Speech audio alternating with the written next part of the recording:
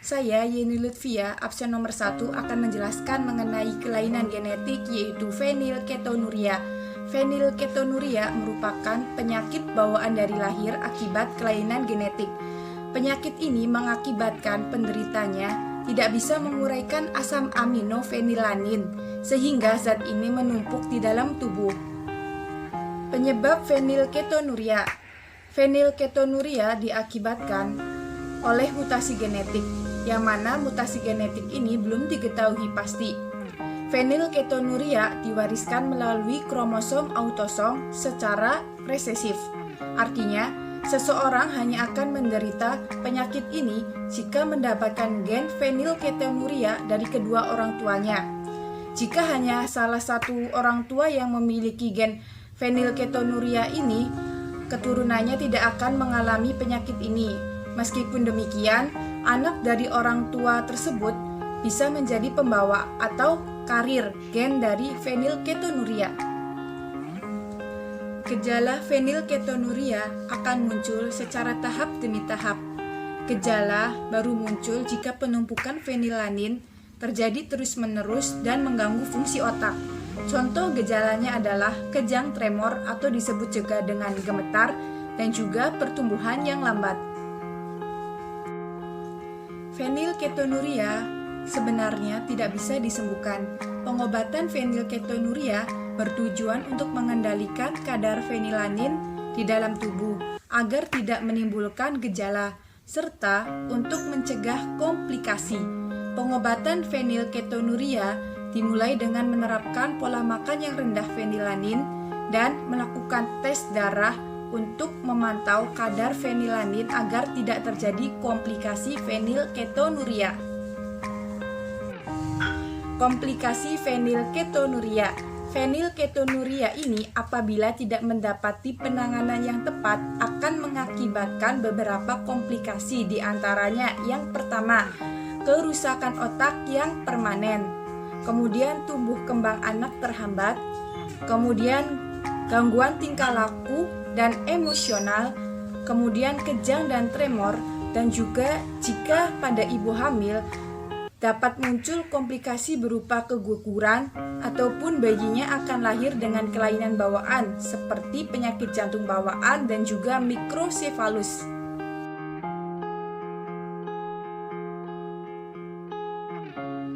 Untuk selanjutnya, saya Kulisa akan menjelaskan sindrom Chiari-Duquette. Apa sih sindrom Chiari-Duquette itu? Sindrom Chiari-Duquette merupakan kelainan genetik yang langka karena ada penghapusan kromosom nomor 5 atau sebutan lainnya sindrom tangisan kucing. Karena bayi yang mengalami memiliki suara tangisan melengking seperti kucing. Adapun ciri-ciri dari sindrom Chiari-Duquette yaitu secara fisik, bayi yang terlahir dengan sindrom Chiari-Duquette berukuran lebih kecil, wajah pun berukuran lebih kecil. Kemudian komplikasi. Selain itu, secara fisik, bayi dengan sindrom Chiari-Duquette juga bisa mengalami masalah tulang punggung bengkok seperti skoliosis. Kemudian kekuatan ototnya belum kuat atau jauh lebih lemah. Kemudian gangguan sensori, yaitu bayi dengan sindrom Chiari-Duquette juga bisa mengalami gangguan sensori seperti masalah pendengaran, kemudian masalah penglihatan, kemudian resiko komplikasi ini bisa meluas seiring dengan bertambahnya usia mereka. Untuk selanjutnya, gangguan intelektual. Sindrom Chiari-Duquette bisa mengalami gangguan intelektual baru bisa dideteksi ketika bayi beranjak besar, beranjak dewasa, selama tidak ada cacat organ atau masalah medis kritis. Anak dengan sindrom Chiari-Duquette bisa tumbuh dan berkembang dengan pengawasan oleh dokter. Nah, adapun penyebab dari sindrom Chiari-Duquette tidak diketahui pasti apa penyebab terjadinya. Pada sebagian besar, terhapusnya kromosom terjadi ketika sperma maupun sel telur masih berkembang. Artinya, bayi bisa mengalami sindrom ini saat proses pembuahan terjadi. Dan yang terakhir, cara mengatasi sindrom Cri-Duket. Umumnya, dokter bisa mendiagnosis bayi dengan sindrom Cri-Duket saat lahir, terlebih jika bayi menunjukkan ciri fisik dan langkingan tangisan yang berbeda. Selain itu, dokter juga akan melakukan pemindahan X-ray di kepala bayi untuk mendeteksi kondisi tulang tengkoraknya.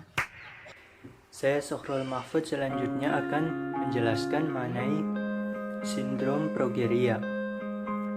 Progeria ini adalah penyakit bawaan langka yang menyebabkan anak mengalami penuaan dini sejak 2 tahun pertama. Anak yang menderita progeria biasanya mengalami kebotakan, memiliki kulit yang keriput dan berukuran lebih kecil daripada anak seusianya. Selanjutnya, penyebab dari progeria. Progeria atau progeria Hutchinson-Gilford disebabkan oleh perubahan mutasi pada gen tunggal bernama LMNA. Belum diketahui secara pasti penyebab mutasi genetik ini apa saja dan faktor-faktor yang menjadi pemicunya. Mutasi gen LNMA menyebabkan terbentuknya progerin, yaitu protein abnormal yang mengakibatkan terbentuknya sel-sel menua dengan cepat. Akibatnya, anak yang menderita progeria akan mengalami gejala-gejala penuaan dini. Lalu, apa saja gejala-gejala yang dialami oleh anak penderita sindrom progeria ini? Gejala yang dialami anak dengan penderita sindrom progeria akan mengalami pertumbuhan yang terhambat, seperti tinggi dan berat badan di bawah rata-rata normal. Kemudian, wajah menjadi semakin lancip. Kemudian disproporsi pada kepala dan tubuh, yang mana kepala akan berukuran lebih besar daripada badan. Mata semakin menonjol dan kehilangan kemampuan untuk menutup mata secara sempurna. Rambut yang rontok dan diikuti dengan alis dan bulu mata. Rambut yang rontok dan diikuti dengan rontoknya alis dan bulu mata. Kemudian kulit menjadi tipis, keriput dan berbintik-bintik. Masalah kesehatan juga ikut muncul seiring dengan gejala yang dialami. Di antaranya yaitu kelainan jantung dan pembuluh darah yang progresif dan berat, pertumbuhan gigi yang terlambat dan tidak normal, kemudian kehilangan pendengaran, kehilangan lemak di bawah kulit dan kehilangan massa otot, kelainan tulang dan kerapuhan tulang. Selanjutnya, bagaimana untuk mendiagnosa gejala penyakit progeria ini? Diagnosa dilakukan melalui pemeriksaan, diantaranya mengukur tinggi dan berat badan anak, menilai kurva pertumbuhan anak, tes fungsi pendengaran dan penglihatan, memonitor tanda-tanda vital termasuk tekanan darah, dan mencari tanda dan gejala tipikal dari progeria. Kemudian bagaimana cara penanganan progeria? Sampai saat ini progeria belum dapat disembuhkan. Pengobatan ditunjukkan untuk meningkatkan kualitas hidup serta memperlambat munculnya keluhan dan komplikasi. Sekian dari saya, terima kasih. Selanjutnya akan dijelaskan oleh rekan saya. Assalamualaikum warahmatullahi wabarakatuh. Saya Cahyaningsi Nur Nafia akan mempresentasikan tentang kelainan pada embrio. Anemia sel sabit. Pengertiannya, anemia sel sabit merupakan kelainan genetik yang disebabkan karena bentuk sel darah merahnya itu menyerupai bulan sabit. Nah, seperti itu. Kemudian karena berbentuk seperti sel sabit, ini bentuknya itu kaku dan mudah menempel pada pembuluh darah, sehingga yang mengidap anemia sel sabit ini terganggunya sel darah merah, itu darah yang seharusnya memompa oksigen ke seluruh tubuh menjadi terganggu. Kemudian gejala ini timbul pada bayi berusia 4 bulan dan mulai terlihat pada usia 6 bulan.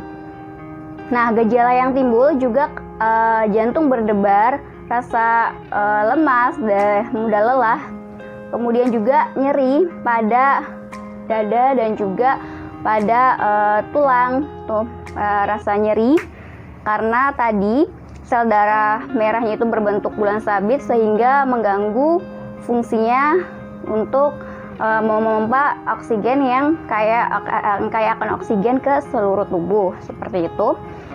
Kemudian pengobatannya yang pertama ada transplantasi sumsum tulang belakang, yang kedua ada juga untuk terapi hormon dan juga ada untuk produksi sel darah merahnya sendiri, yaitu konsumsi suplemen yang kaya akan asam folat.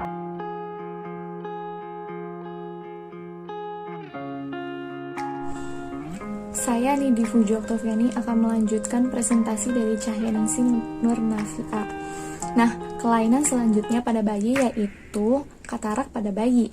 Katarak ini suatu kekeruhan pada lensa mata yang mengakibatkan kurangnya penglihatan. Jadi fungsi penglihatannya itu jadi berkurang. Nah, semakin besar katarak dan semakin padatnya katarak itu akan semakin sulit cahaya masuk ke dalam lensa mata. Akibatnya itu si mata akan tidak bisa melihat apa-apa.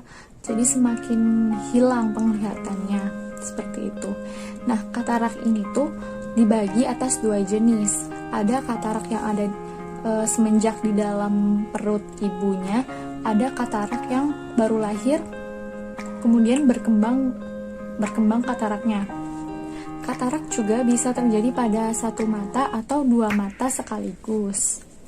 Penyebab katarak bayi. Penyebab katarak bayi ini terdapat 3 macam ya.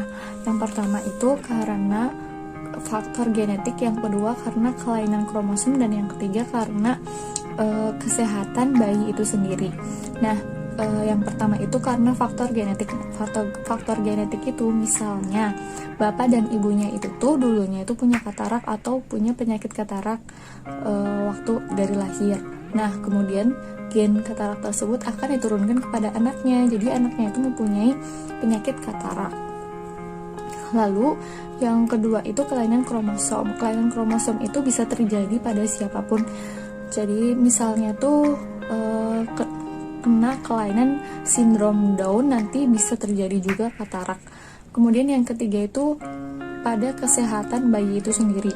Nah, kesehatan bayi itu sendiri, misalnya bayi tersebut mengalami penyakit diabetes atau koagulasi yang menyebabkan matanya itu bisa katarak.